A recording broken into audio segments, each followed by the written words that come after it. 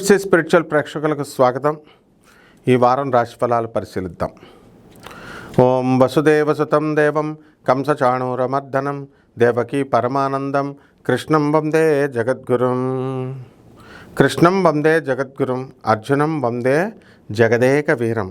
జగద్గురువైనటువంటి శ్రీకృష్ణ పరమాత్మల వారికి, జగదేక వీరుడైనటువంటి అర్జునుల వారి పాదపద్మాలకు నమస్కారం చేస్తూ ఈ వారం గ్రహస్థితిగతులు గోచారరీత్యా ఎక్కడెక్కడ ఎలా ఉన్నాయో చూద్దాం. వృషభ రాశిలో శుక్రుడు, మిథున రాశిలో గురుడు, కర్కాటక రాశిలో రవి బుధులు, అలాగే సింహరాశిలో కుజ కేతువులు, రాహువు కుంభరాశి, ఈ యొక్క మీనములో శని. ఇది గ్రహస్థితి. కాబట్టి దీన్ని బట్టి ఒక్కొక్క రాశి వారికి, ఈ ద్వాదశ రాశుల వారికి ఎలా ఉంటుందో చూద్దాం.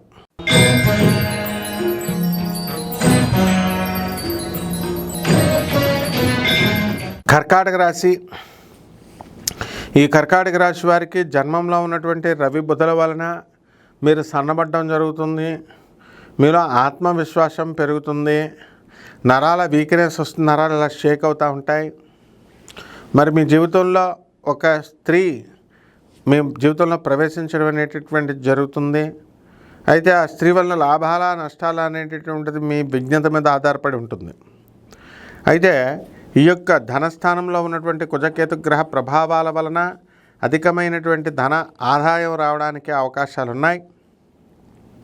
అలాగే అష్టమంలో ఉన్నటువంటి రాహుగ్రహ ప్రభావం వలన మీరంతా కూడా అనవసరమైనటువంటి విషయాలని, చిన్న చిన్న విషయాలని పెద్దగా ఆలోచించుకోవడము, ఇలాంటివన్నీ చేయడం ద్వారా మీకు మెంటల్ టెన్షన్స్ అధికంగా ఉంటాయి. పనులన్నీ కూడా మీకు ఆగిపోవడానికి అవకాశాలు ఉంటాయి. అదేవిధంగా భాగ్యంలో ఉన్నటువంటి ఈ యొక్క శనిగ్రహ ప్రభావం వలన మీ పితృదేవతలందరికీ కూడా మరి విముక్తి లభించడం అనేటటువంటివి జరుగుతాయి. ఏ విధమైనటువంటి పితృదోష కార్యక్రమాలు మీరు చేయించుకోవాల్సినటువంటి అవసరం లేదు. కేవలము మీరంతా కూడా ఇతరులకి, చిన్నపిల్లలకి, అనాథలకి, సాధువులకి, ఆడవారికి దాన ధర్మాలు విశేషంగా ప్రతిసారి కూడా చేస్తూ ఉండాలి. అలాగే ఈ యొక్క రాశివారి, కర్కాటక రాశి వారికి విద్యార్థులు పరీక్షల్లో అంతగా రాణించకపోవడానికి అవకాశాలు ఉన్నాయి. కాబట్టి విద్యార్థులు చాలా జాగ్రత్తగా చేసుకోవాలా. రైతులు కూడా లాసుల్లో ఉంటారు. మరి పరిహారాల దగ్గరికి వచ్చేసరికి రాహు జపం చేసుకోండి, రాహు స్తోత్రాలు చదవండి.